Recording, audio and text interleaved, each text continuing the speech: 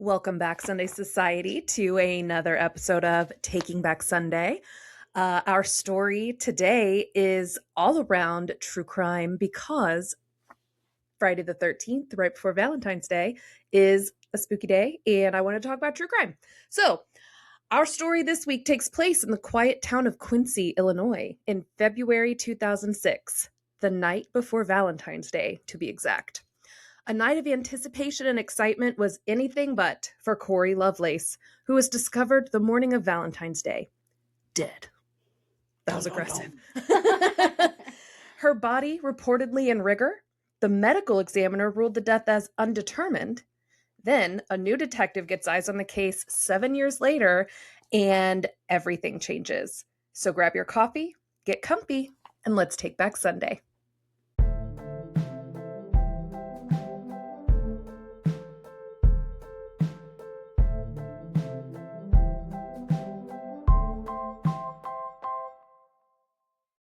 I think the best place for us to start this story is at the beginning, because what better place to start a story? I have one question already. Okay. Is Cory a girl or boy? A female. Okay. Cory is a lady. So, Cory Dietrichson Lovelace was born December 7th, 1967 in Cedar Rapids, Iowa, the daughter of John E. and Marty Heidbritter Dietrichson. That's a mouthful. I know. It's so German, and you would think that I'd be able to say it better, but no, I cannot.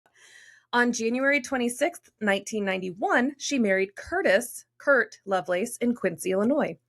She was a 1986 graduate of Quincy High School and a 1990 graduate of the University of Iowa, where she was a Phi Eta, I think it's Eta, ETA, Sigma, and a member of the Chi Omega sorority. She was a loving and devoted daughter, wife, and mother. Go Hawkeyes. Go Hot Guys. Oh, there's a blooper. I was like, hot guys. Where did we talk about that? Go Hawkeyes. Go Hawk. Yeah. You've got family in Iowa. Yeah, Hawkeyes. Hawkeye, Iowa. Yes. The Music Man. Now that song's stuck in my head. All of my Music Man fans.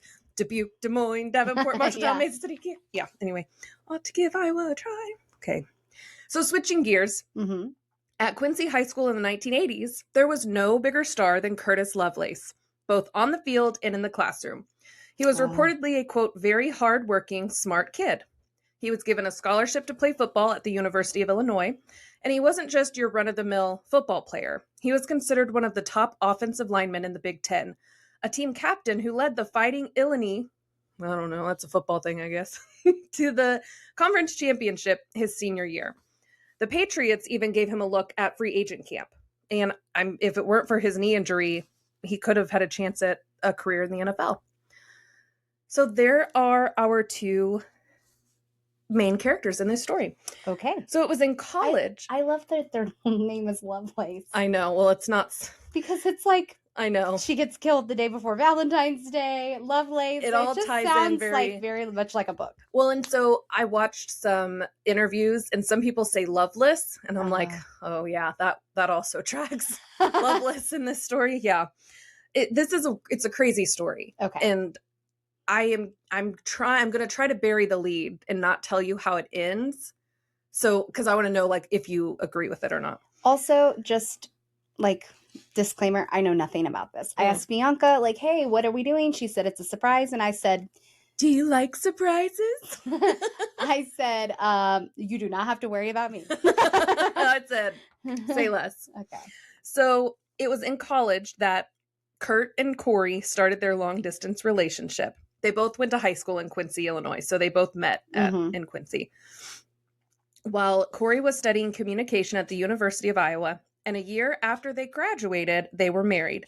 In 1993, their first child, Lindsay, was born, and it's spelled the same way that our friend Lindsay spells her name. And I thought that was cool because I don't see that spelling very often. Yeah, it's a original, very unique spelling. So that's cool. Well, there's at least one other Lindsay spelled that way. So she was born and they continued on with the addition of 3 more sons. Logan, Lincoln, and Larson. There was a theme. Yeah. They settled down in their hometown of Quincy, Illinois. Cory was a member of Friends in Council, Quincy Service League, the Women's Interdenominational Bible Study, First Union First Union Congregational Church, Madison School, and Baldwin School PTA, and was also a room mother. Are those union things like kind of what we heard about or what we saw when we were in the Northeast, where there's like small towns that like all the churches are just one together? First Union Congregational Church? Yeah, I think so. I feel like that's what it was in the Northeast with those small towns. Anyway. Most beautiful churches. Those buildings were gorgeous. They were so like, pretty. If I could paint, I would paint beautiful old churches. Put that on a t-shirt. Not physically paint them. But no, I would paint them on a canvas. Yes. Paint me a Birmingham. Anyway. Yeah. Needless to say, she found her place in the community as in her home. Her daughter, Lindsay, who's in her 20s now, explained to CBS that, quote, she was a loving person. I grew up, she was involved, head room mother, PTA, always there at our games, dance recitals, everything, our number one cheerleader, end quote. And she recalled that her fondest memory with her mom was dancing in the kitchen to ABBA. And all I could think about was dancing in the kitchen to Dancing Queen. Oh, yeah. Could you imagine? Yeah. That's so sweet. While Cory was making a name for herself in the community and in her home, so was Kurt. He became an assistant district attorney. Nice. Right. He shot high.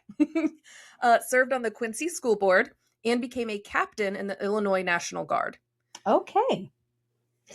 Very high caliber man. Yeah. Highly esteemed. I mean, it sounds like that's his personality from how he was in high school, college, and now as an adult. Yep. And unfortunately, he was said to have become arrogant over the years with a holier-than-thou attitude. So he probably was like that in high school. Yeah, it's not so cute when you're an adult. Yeah. When you're a kid, they're like, oh, they're just a kid. And then they get older and you're like, that's not cute anymore. Note to parents with kids that act crazy. It ain't cute when they're 20. Yeah. We would say that. Or 40.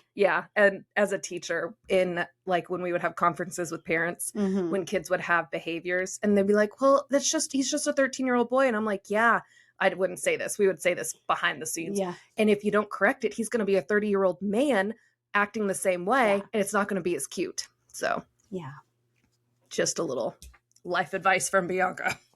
It's not cute. Anyway, Kurt's busy schedule required him to spend a lot of time away from home.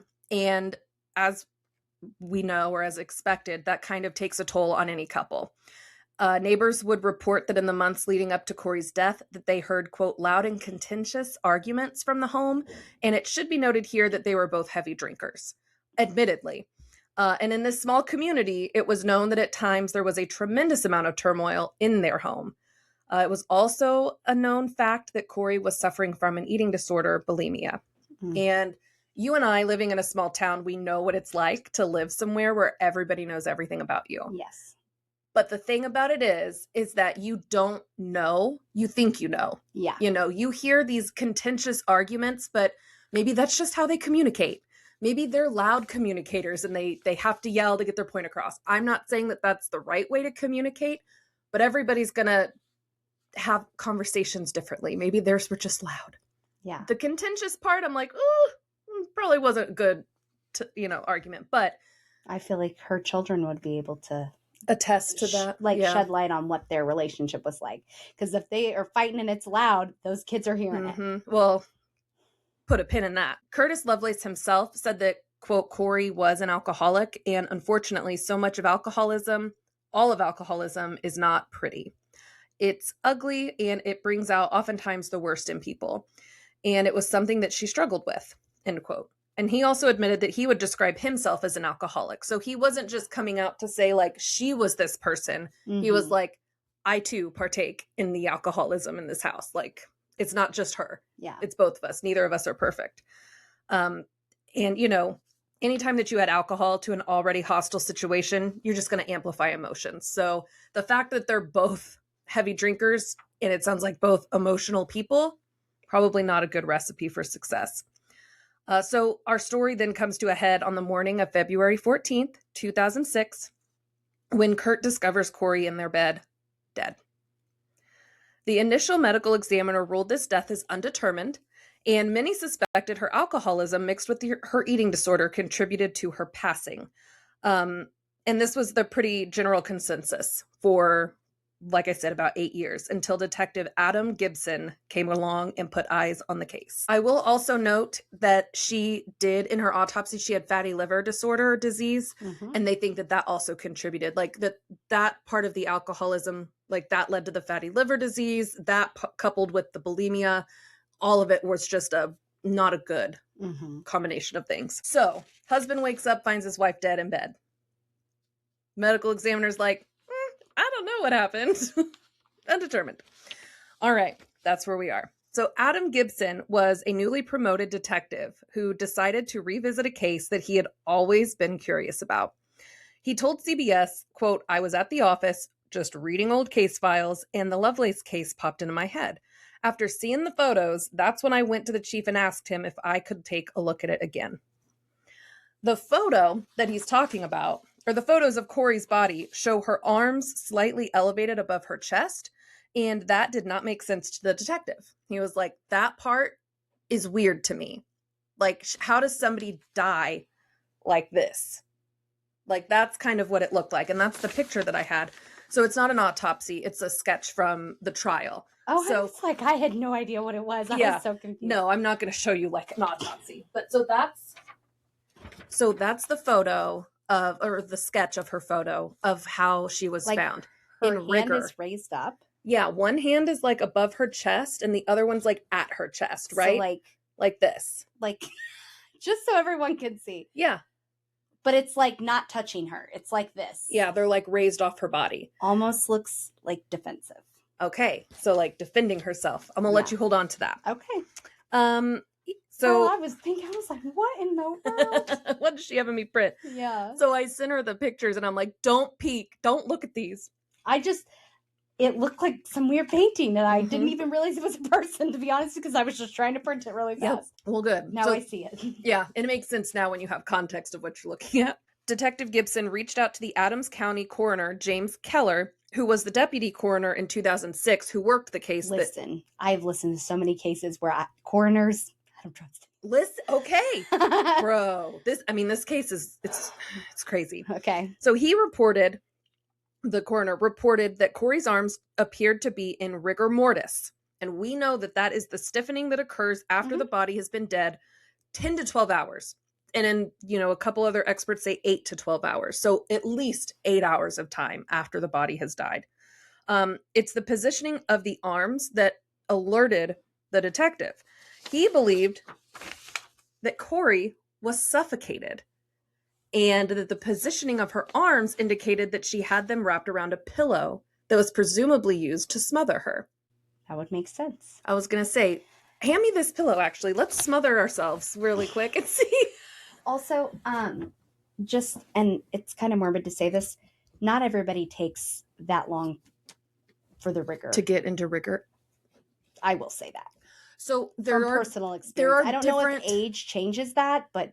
Well, and there's different stages of rigor. So because we'll talk about how some rigor you can still be amiable, like you could still like bend, but it's stiff.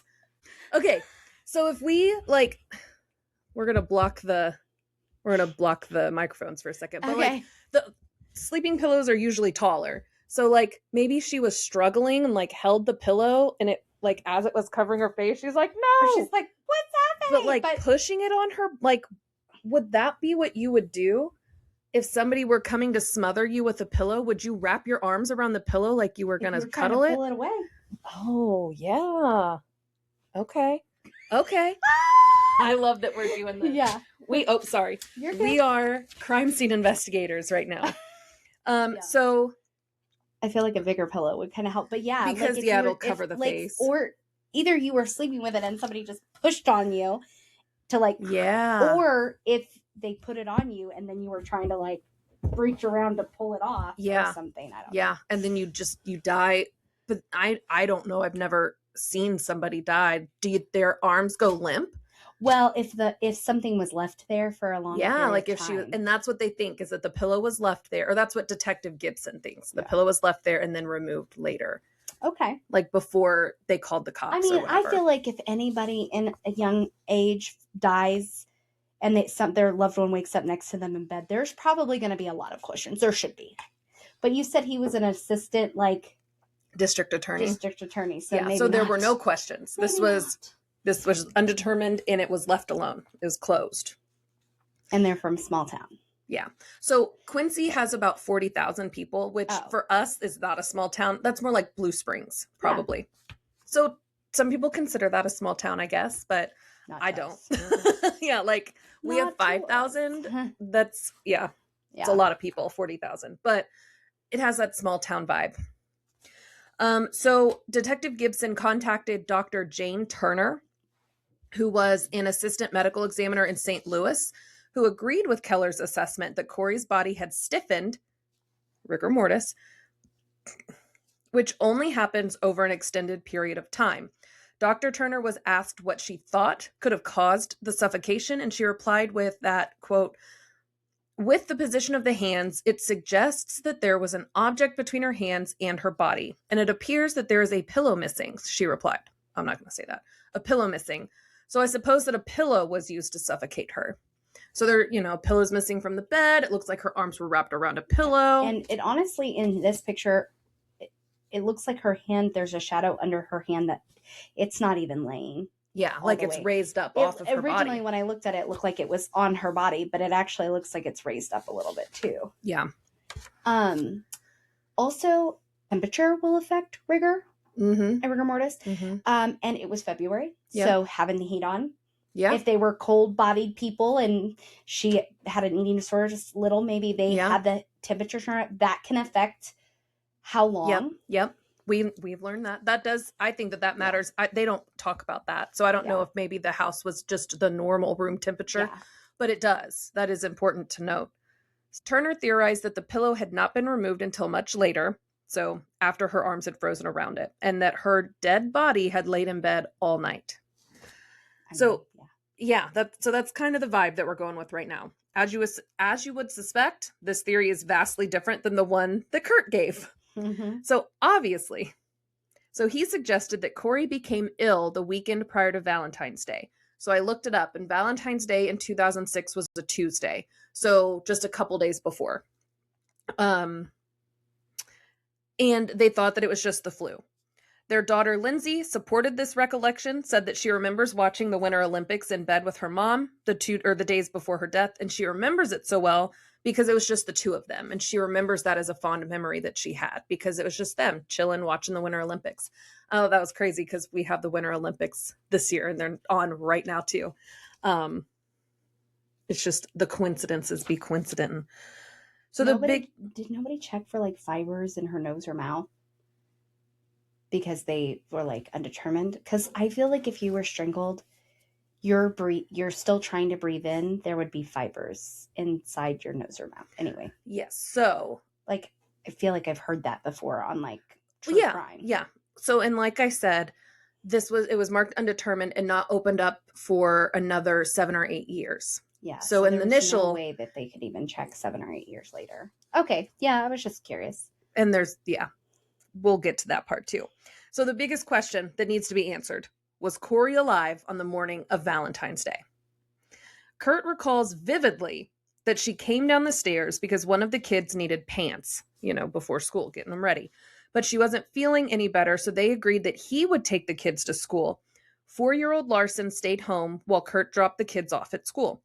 Larson would later tell police on that morning, and this breaks my heart, that he couldn't wake mommy up. Terrified, he waited at the top of the steps for his dad. By 9 a.m., he had returned, and that's when he found Cory dead in their bed. So this is where things get kind of dicey. Because everyone reacts differently to this kind of stress and this kind of trauma. So I want to ask you, if this were you, what do you think would be one of the first things that you would do? So you come home, your 4-year-old is there, you find your spouse passed away in your bed. What's the first thing you're thinking to do? I'm going to call 911 and I'm going to get my child somewhere away from what has just happened. Okay, so Kurt's first thought was to get Larson out of the house, which makes sense. He's 4 years old. I don't know if out of the house in that moment I would have called 911, but away from, shut the door. Yeah. Let's take you downstairs. Everything's going to be okay. And then I'm going to probably call 911 and then I'm going to call somebody I know and I'm going to say, hey, I need you to come sit with my child or take my child somewhere. Well, Kurt wanted to get get Larson out of the house, took him over to Cory's mom because she lived right around the corner. So he left, took Larson to the grandma's house. And this is what Cory's mom testified under oath about that interaction. So Marty is her name. Marty says, sometime after 9, Curtis knocks on the door and he asks if I would watch Larson. So I take Larson and he turns and says, oh, by the way, Cory's dead. Prosecutor. Beg my finest pardon? Finest of pardons, yeah. Wait, what? Yeah. Oh, by the way, your daughter's dead? Yeah. What? Yeah. So then the prosecutor asks, then what did Mr. Lovelace do? Marty replies, he turned to leave, and I'm trying to think. She becomes emotional. And this part gets me. I think I remember the fact that I said, I want to go. Like, I want to come with you. And he said, everything's been taken care of, and left. The prosecutor then asked, did he stay there and explain to you what he knew? And she said no.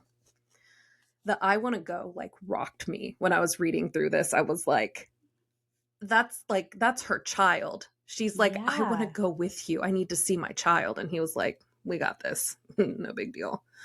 Yeah. Oh, by the way. Oh, by the way. So, by the way. Mm-hmm. I'm going to use that now. Oh, by the way. No big deal. Yeah, just thought you should know.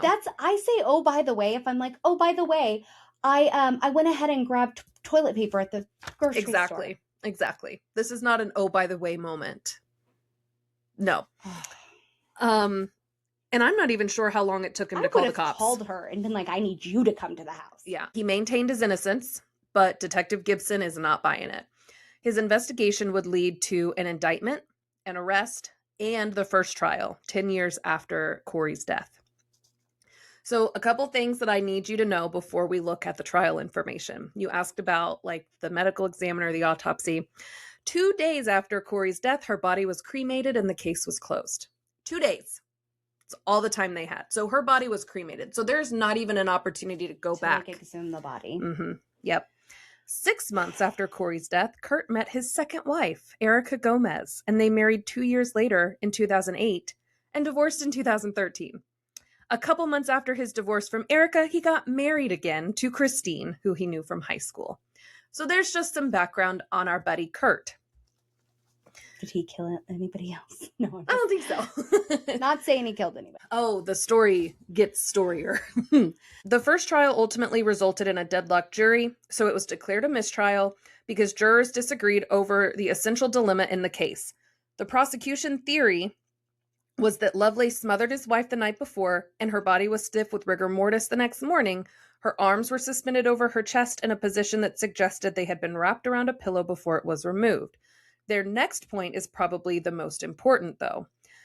If she was dead all night, as the prosecution kept saying, then why did several of the children tell police and later testify that they saw their mother alive that morning? So at that time, the oldest was 12 years old, and the youngest was 4, and there's 2 in the middle. So just an age range of 4 to 12. The 4-year-old, though, is the one that said he couldn't wake mommy up. Mm-hmm.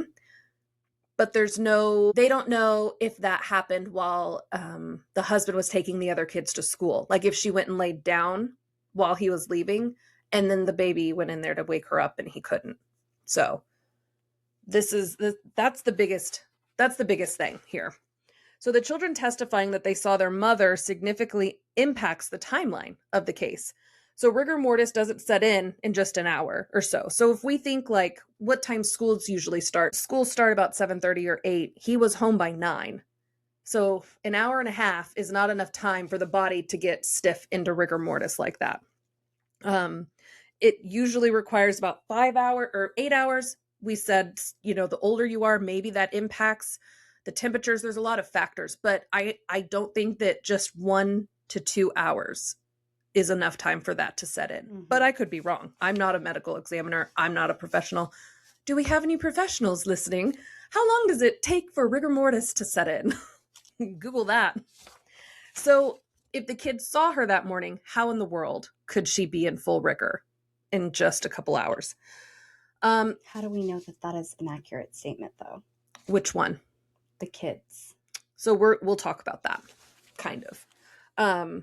Because one of the children does not stand by that previous testimony anymore. So the state of rigor is the most controversial piece. You have the lead detective at the time, Jeff Baird, reporting that there was, quote, mild rigor in one of her arms. There was moderate rigor in the other. Rigor was also forming in her legs. And he also explained that her arms were still pliable, which means that he could move them. So they were not stiff. She was still able to be moved.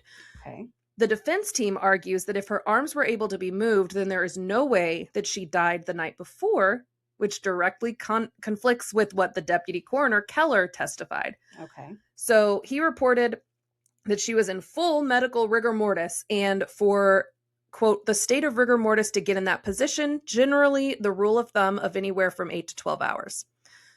So that was the testimony. So did the kids actually see their mom that morning, or is their memory altered after 10 years has gone by? Mm-hmm.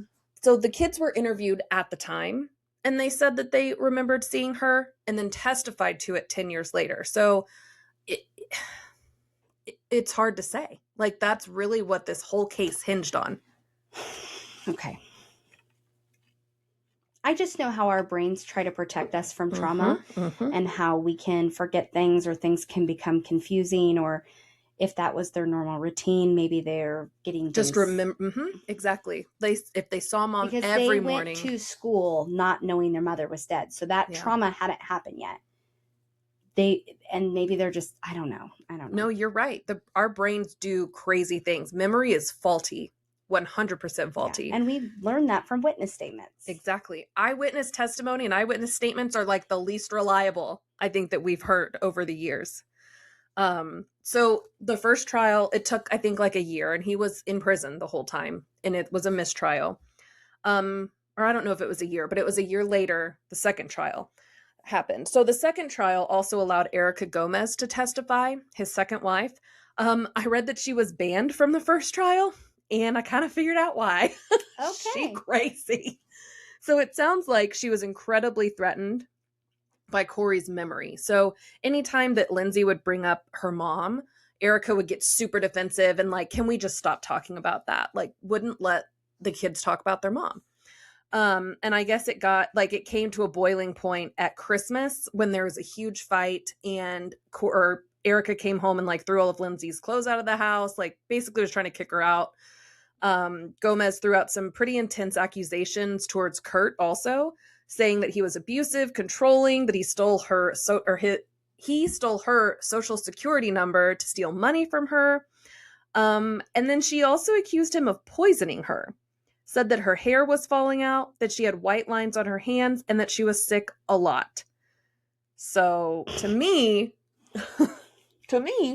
that sounds like the prosecution's trying to set up a pattern.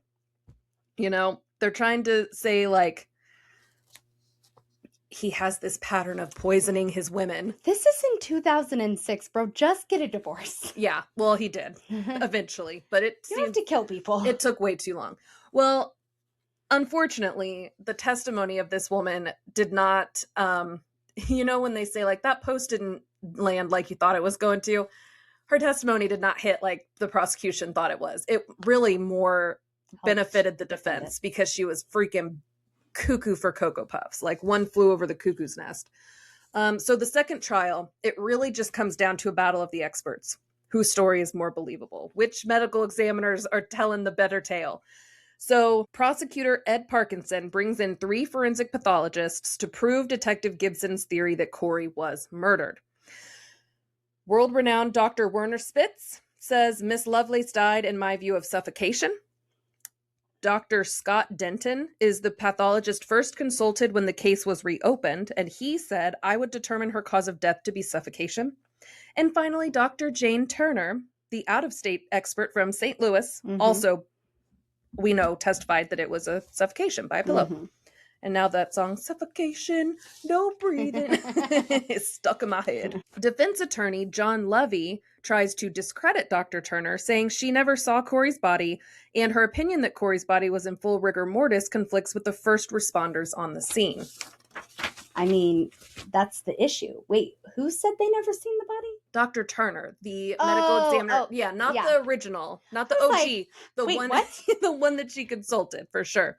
So he then calls, the defense attorney then calls to the stand his own noted pathologist, Dr. William Oliver, who was on the O.J. Simpson case. Dr. Oliver had no doubt how Cory died. Quote, "It is my opinion that she died of the complication of alcohol withdrawal known as acute fatty liver."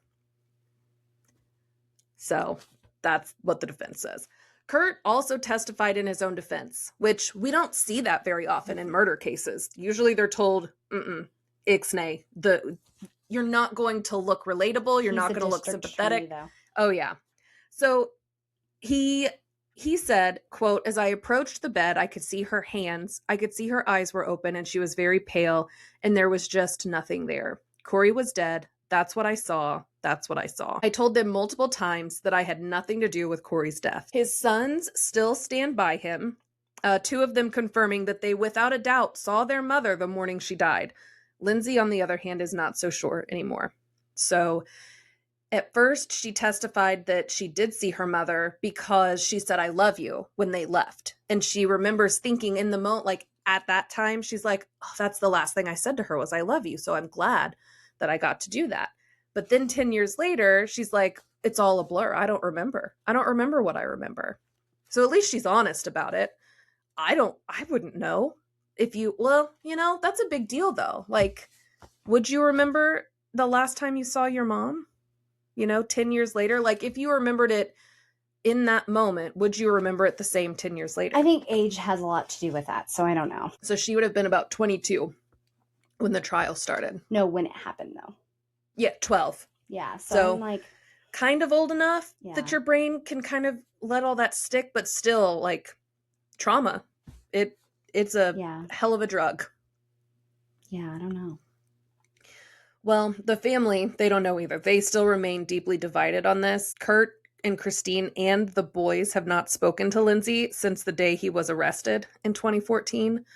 I did in one of the interviews, they talk about how they would love it if they could reconnect and rekindle that relationship, but Lindsay's like, "No, thank you." Yeah. So the trial ends, and after a little more than 2 hours, the jury returned a verdict of, what do you think? I think they say not guilty. They did. Not guilty. I think there's reasonable doubt there. That's exactly it. And in 2018, Kurt filed a federal civil rights lawsuit against Quincy police and Adams County officials. He claims that he was denied due process and constitutional rights and was the subject of malicious prosecution. And rather than proceeding to a jury, the parties reached a settlement in June of 2022 in the U.S. District Court for the Central District of Illinois. And under that settlement, the Lovelace family was set to receive approximately $4.5 million in total. Oh, wow. Which plaintiff's counsel described as roughly $1.5 million for each year Lovelace spent in jail awaiting trial. The money was paid by the city of Quincy and Adams County as part of resolving all claims. And that is where this ends now. He actually got his, I don't know what you would call it, certification back to practice law, and he's practicing law again as of the last update for this person. This case it's weird because I feel like they missed a lot in the beginning with the original investigation. Like, had they done maybe a more thorough autopsy, there wouldn't be so many questions left, like, was she smothered? I feel like that would have been a pretty obvious thing, like you said, to figure out. And then also it plays into the memory. Like, how do you know what you know if you're that young and like your whole world gets turned upside down? Yeah. So I have a couple of thoughts though. Okay. That I want to talk about. So if he did do this, it doesn't make sense to lie that she was awake in the morning. Right. Because and if sleeps with a pillow, that would be an easy, like, I woke up and she wasn't moving. And so my question, yes, I agree. It wouldn't make sense for him to lie. He's an assistant district attorney. He knows what rigor mortis is. He knows that would be so easy to prove.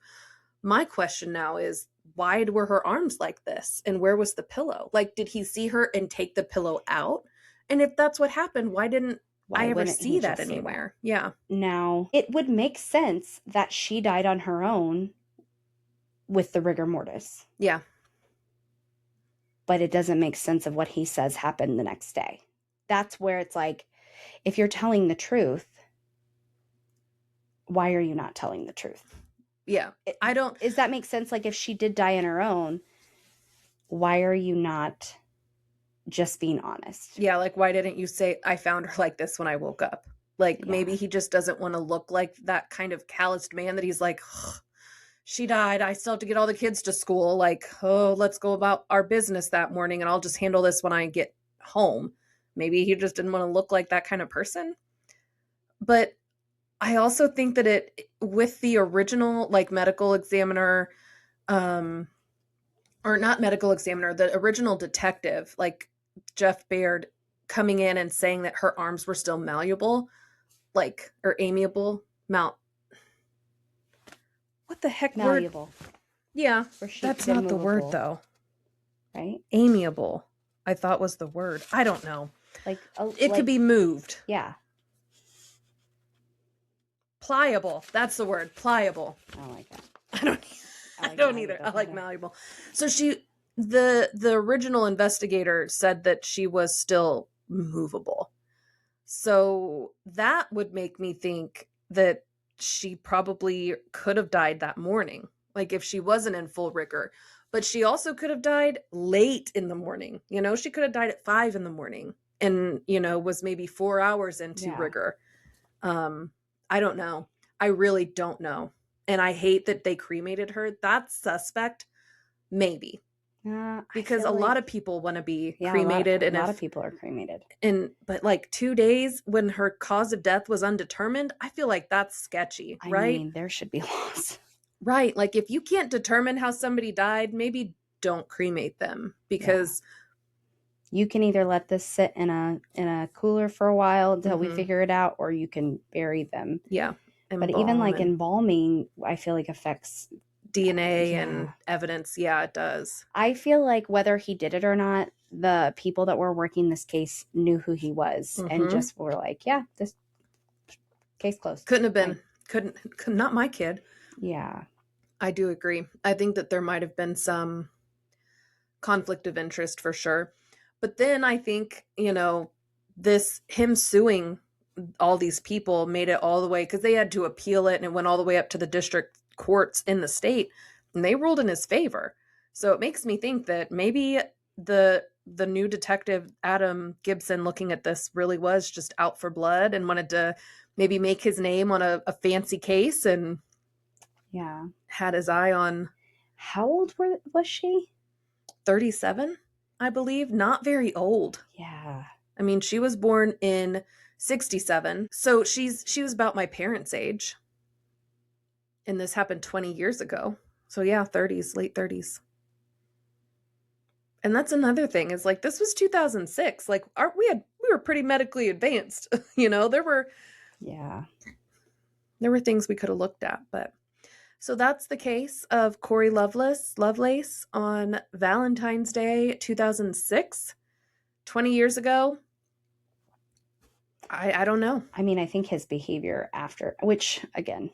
Yeah, exactly. Because it's like, we don't know, but I would have called. I wouldn't even have left the house. I wouldn't have been able to drive. No. I would have just been like, well, maybe. I don't know. Well, and maybe I would have been like, I need you to come over here. Yeah. Maybe that's the difference between men and women too. Like, men compartmentalize things a lot differently than women do. Yeah. Like, maybe he would have just been because they're very like task oriented. So, and I don't know what we are, goal oriented, maybe. I don't know. Those might even be the same thing. But, you know, maybe he just is like, I have to do this. I have to do this. I have to do this. Whereas we're like, oh my gosh, this happened. And how did he not know?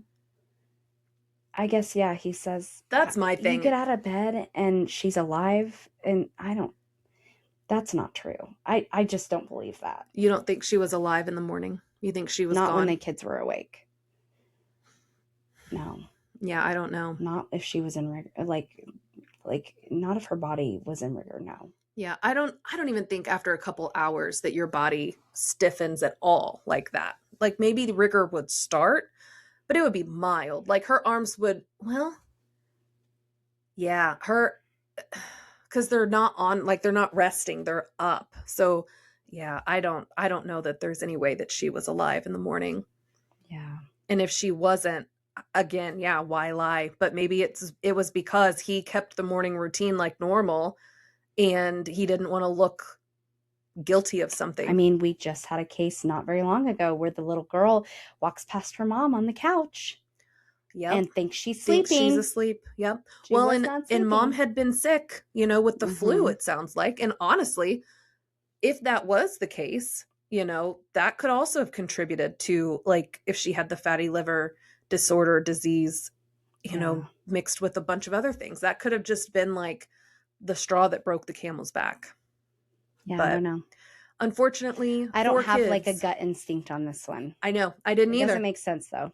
If the math ain't math, then there's a reason. Yep. In the beginning, I was like, oh, he did it. Oh, he guilty. Oh, he bad. And then I'm like, oh, well, now I don't know, because I Yeah. don't know if I believe the testimony of children. Yeah. How much weight do you give, a 10 and 8-year-old? I'm assuming their ages, but Who lost their mom? yeah. Yeah, I don't know. And who desperately don't want to lose their father. Yeah. They have the most motive to lie. Mm-hmm. Not saying that they did, or intentionally did, but they have the most motive Yeah. to keep the last parent that they have left in their lives. So that is the case of, I was going to title this My Bloody Valentine, this episode, but there's no blood in this case, so I don't know what we'll call it. So that's our case. That's the show. Happy Valentine's Day. I hope that you had a wonderful time celebrating love. I know that not everybody subscribes to Valentine's Day. I am and will continue to be a hopeless romantic who hopes that she gets flowers every year, even if they have to be bought by herself. So, I'm Bianca. I'm Hannah. And we are Taking Back Sunday.